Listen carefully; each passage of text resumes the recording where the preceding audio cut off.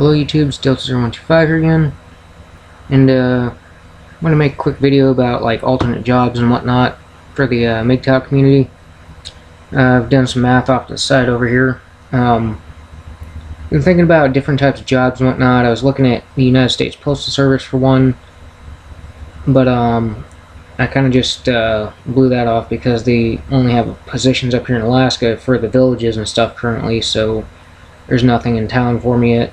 But the reason I was looking at that was because up here it starts at about $23 an hour for that job, full federal benefits and whatnot, and paid training.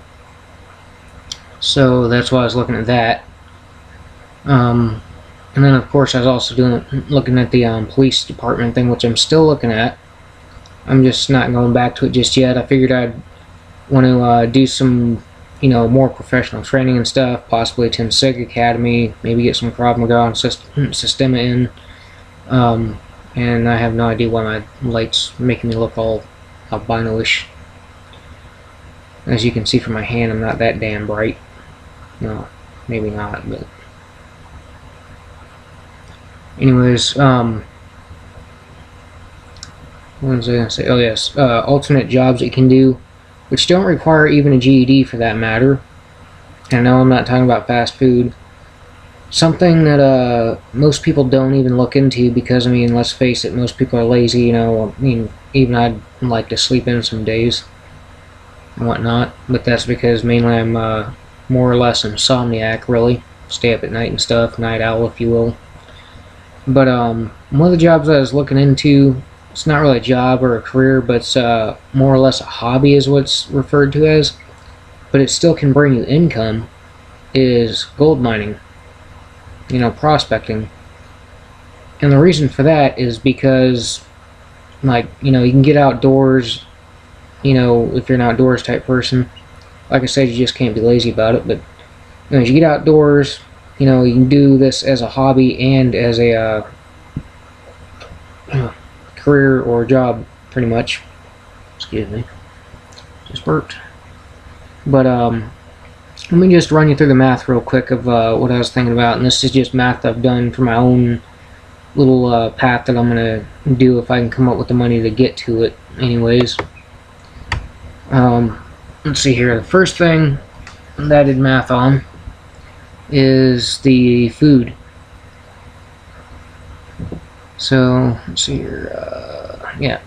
So for food, you'll just saying like if you need, for example, 3 meals a day. If you're to do this for, let's say, what I'm gonna do it for. Nome has like 6 months from spring till fall that you can just mine gold out of the ground up here in Nome, Alaska. But I mean, you can do it in lower 48. There's places, if you check GPAs or Gold Prospectors Association of America or whatever, check with them and whatnot. Excuse me. But anyways, if you check with them and whatnot,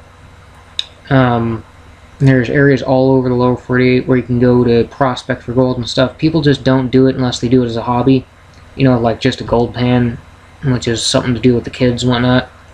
But if you actually do it professionally, know what the hell you're getting into and whatnot, you can actually turn a very good profit. And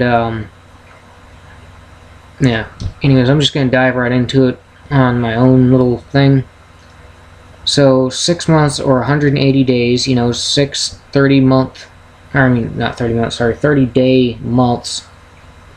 6 30-day months, 180 days. Need 3 meals a day, that'd be 540 meals. Now it might seem like a lot, but I mean, if it's just for one person, if you're just doing it yourself, it's not really that much of an investment. I mean, unless you're buying like MREs, Mountain House, that sort of thing. But 6 months of food, basically. And then you'll need a tent or an RV, one of the two. If you're going with a car, you can bring a heated tent along or something if you want a heated tent. Otherwise, just normal one will work. Honestly, I'd prefer the RV option, because I mean it shields you from not only animals but also the elements pretty well. And then you're going to need a trailer regardless, unless you can fit your gold mining equipment in your car or SUV, which if you can, whoop-de-doo, bravo for you, I guess. But RV with the trailer is what I would go with personally, even though it's a little more expensive. You need to pack your basic level of camping gear that you always bring with you, axe, hatchet, saw, etc. Make fires and stuff.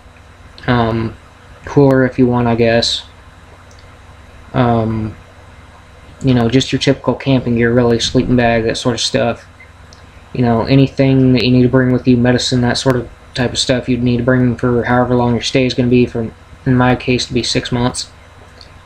And then you need your mining gear, which this is the part where it gets actually really spendy besides the RV and trailer. And if you don't have camping gear, camping gear. This is the part where it gets really spendy as your mining gear. The old saying or adage of you get what you pay for is pretty much true with both firearms and also mining gear. So the more expensive stuff you pay for, the more you get. I mean, I got a gold cube over here behind me, and I'm saving for when I go. But they have like for example, a $5,500 metal detector out there that actually has like a readout. It's imported from Israel or something like that, I believe. But anyways, it's got like a little monitor that goes on your hip and everything, and you flip it out, and you can actually see a readout of what the metal detector is picking up and the signal that's bouncing back and stuff, and it actually gives you readouts of what it thinks the possible minerals are, and if it's ferrous or non-ferrous metal and whatnot. And so it gives you a readout of that stuff. But like I said, it's $5,500, which you can find it on Amazon, I'm pretty sure. I forget who makes it off the top of my head. And then there's other things you can get, such as a drone, for example. I mean, $1,200 on up to $5,500 for a really, really good one.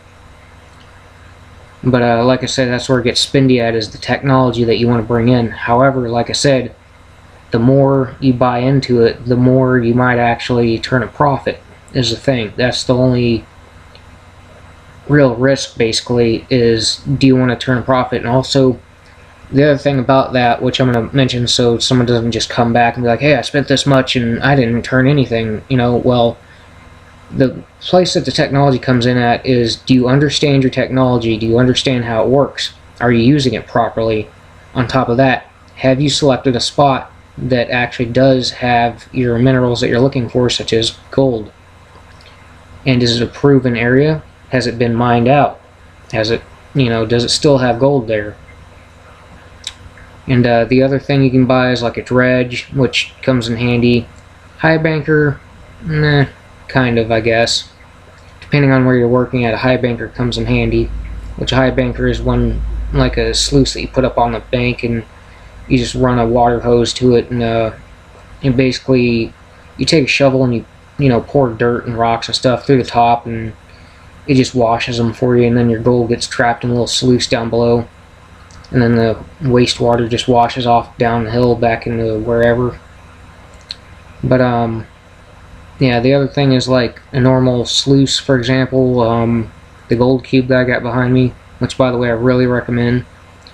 It's a vertical sluice. It's new technology. It captures gold really well. I haven't personally used mine yet, but I've seen videos on them, and they capture a ton of gold. I mean, just look them up here on YouTube, Gold Cube. I mean, they capture a ton of gold. But like I said, it depends on how much money you want to invest on how much you'll turn a profit.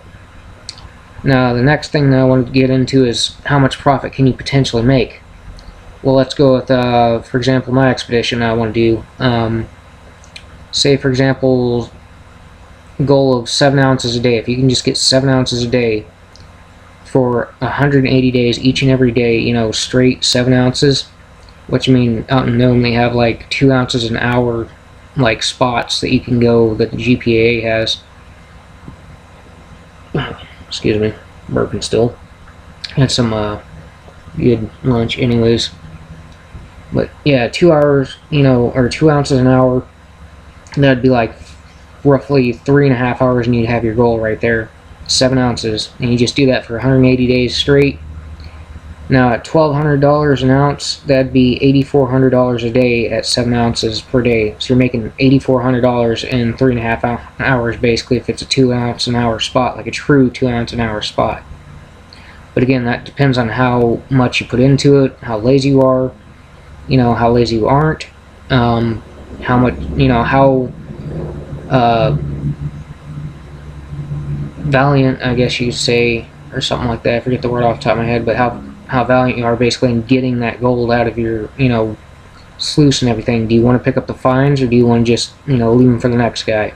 I'd rather pick them up because gold's gold. And $8,400 a day at 7 ounces, a day. And in 6 months, if you do that for 180 days total, and you make 7 ounces each and every single day, 7 ounces alone, at $1,200 an ounce, 180 days, that comes out to $1,512,000 if you do the math there. And at 8 ounces for the same math, 1,200 an ounce, 9,600 a day, that comes out to $1,728,000 for your 6 months of mining. But the other thing that you have to take into consideration is the possible taxes. Does it count as federal income tax? Or are you doing this as a business? Because then you have to put business tax on top of that. But if you're cashing this in your bank and stuff, you're not keeping cash, etc., or for that matter, the IRS catches on, you might have to pay, like, say, the current tax bracket of anything over $450,000, 39.6% of whatever you just, cashed in as. Like, for example, say you get the lesser part of it, 7 ounces a day for 180 days at 1.52 million, or 1.512 million, I should say, 1,512,000. You'd have to pay 39.6% of that in taxes. So you'd wind up with, I think it's roughly around 1.1 million, just off the top of my head. I can't really do the math right now. I'm really tired. I've been up since about 5 or 6 a.m. and it's 3:14 now, and I only had about 2 hours or 3 hours of sleep. So, but anyways, again, that tax comes into play and stuff, but you still are making, if not $1 million, damn near $1 million just off of doing your hobby, in your gold field or whatever. And the other thing is with that kind of money, you could just buy your own claim. Like if someone else has a claim they're selling because, of, oh, well, we're moving, or, or, oh, family emergency or something. Well, the way that you go about that is you go to them, ask if they have surveying papers. If not, ask if under their watch, can you just, dip pan into the creek real quick and pan it to see if you can see how much gold is there. And if there's gold in your pan, you just take a little piece out, ask them if, you can test if it's, if it actually is gold. Because if you put it on like a rock and just hit it with a rock hammer, for example, which I have one behind me, I just don't feel like grabbing it. But anyways, if you hit it with a rock and it doesn't shatter into like a billion pieces, if it just, starts flattening out more and more, it's gold. So that's the way of telling you that gold real fast, like. And then the only other way is to get it assayed, bring it to an assay or whatever. But other than that, you just, take the pan, flip it back in the creek, say, okay, I'll buy your land. If this is truly your land, you go to the state office or whatever, make sure it's their land and stuff with them. And then, you sit down with them and you buy the claim. And that becomes yours. But some of these claims can be really expensive. For example, Nome Beach claims, which have like fine and flour gold on them, they range about $10,000 for like about maybe a good, 40 foot by, well, just for the hell, 40 foot by 40 foot claim on the beach, for example, which is a good claim. But $10,000, you're gonna make your money back. You gotta work for that money. Can't be lazy about it, And then, like, you can buy a claim that's like $100,000 that has 96 acres, but is that claim all, for like the river that you want, or, the beach or whatever, or is it partially, on the actual, like, land itself, if you will? Can't really explain it, but I don't know, I've seen these kind of claims and stuff, and And all you gotta do is look on Craigslist and you can find mining claims and stuff. But like I said, watch out for people that's trying to scam you, like, oh yeah, I got this claim. Meanwhile, they actually don't own it. You have to go to the state and see who owns it, and if they actually do own it. And if they don't own it, well then, talk to the state and see if you can stake a claim there. And then those people don't get shit, and you basically get a claim for a hell of a lot less than what they're probably selling it for. I mean, some of these claims up here go for, I believe it's like $35 for an acre. But too, another thing is, do you want to do a commercial claim or do you want to do a recreational claim? Which I don't know if they still do or not up here, but they had them on different tiers like that. Commercial means you could use, big old commercial equipment. Like, for example, if you've ever seen a Gold Rush Alaska, that type of stuff is commercial. Recreational is just like, gold pans, a little high banker here and there, maybe a trommel. But yeah, I mean, this whole, close this out real quick, don't save. I forgot I had the calculator up. But, like I said, I mean, it all depends on how much you're actually willing to put into this, how much effort, how much experience, which, as you might have seen with Gold Rush Alaska, the experience comes with the years of knowledge that you gain as you go along. It's just like reading a book. If you don't start, how are you going to gain that knowledge? You just don't have it right off the bat. It's just like getting a brand new cell phone. When you haven't ever used a cell phone, you have to look through the manual, see how it works and stuff. Same thing with gold mining. You got to get your experience. You can't just have it like that. You got to actually work for it. So, anyways, this is going on a little bit long.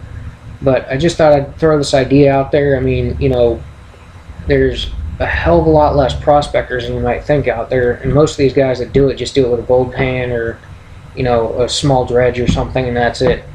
And then on top of that, they only do it for maybe a couple months a year most of the time, if that.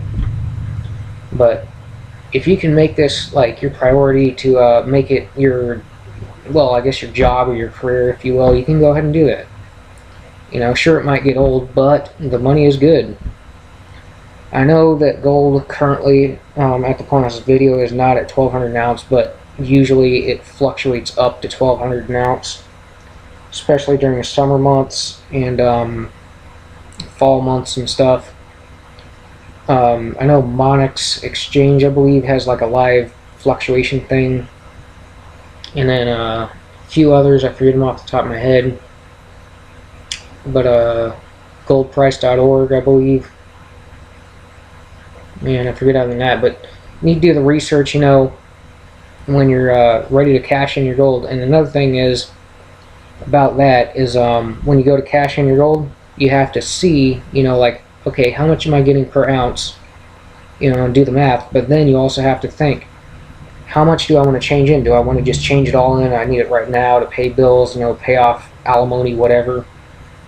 Or, well, gold in 10 years is supposed to double in price, and yes, that's actually true. So do I want to hold off my whole stash, or do I just want to, like, hold off a little bit or a large amount, or do I want to cash in that little bit or that large amount and then, save the rest? The other thing is gold smelting. You can get into that, and pretty much don't really take all that much to make little 1 ounce bars. I mean, and 1 ounce can be, like I said, $1,200, but in 10 years that could be $2,400. But in general, it hovers about around 1,000 to 1,100 currently at the making of this video, as far as I know. I mean, haven't looked recently, but usually in the summer it's about $1,200 from what I've seen. So you keep a bunch of little 1 ounce gold bars around.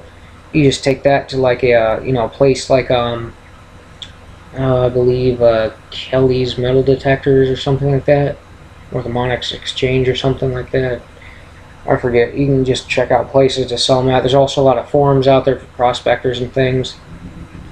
But if you get into gold smelting yourself, I mean, a little kilo bar that's like literally about like that, and I mean, you can't really tell by the video how big that is, but I really don't have anything. About the size of a Coke can in length and width. and it's about like maybe a quarter of an inch or so thick, I want to say.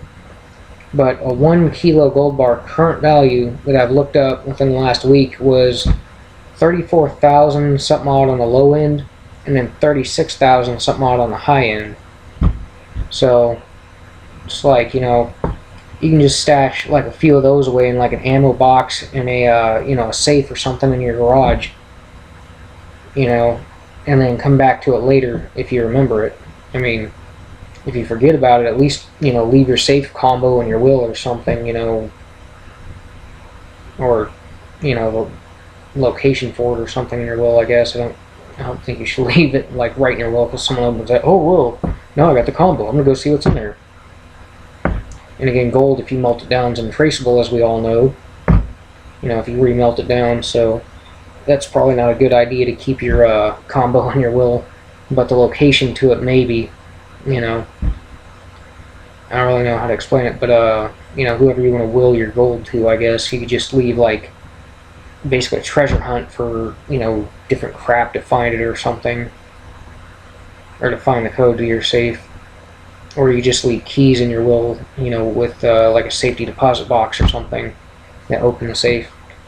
But again, I mean, I'm rambling on, the video keeps going, but, you know, just a few things to think about. You know, a little 1 kilo gold bar, you know, if you keep a few of those around, you know, like I said, I mean, you can have like $110,000 with 3 kilos of gold right there at the current price.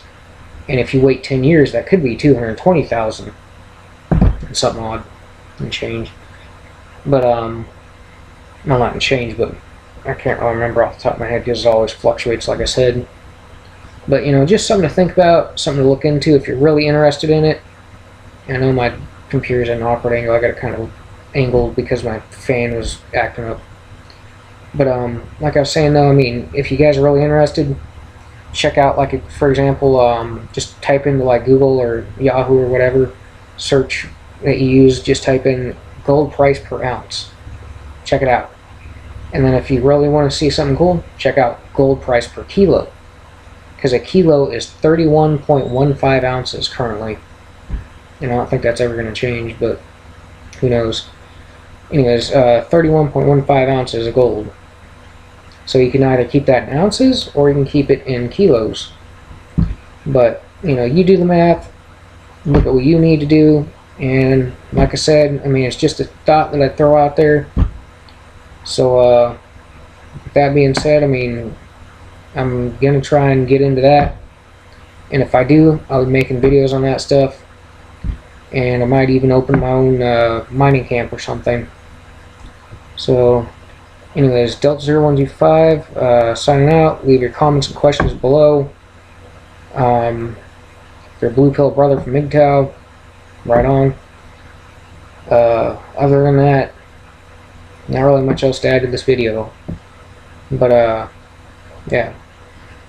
So I'll see all you guys next video.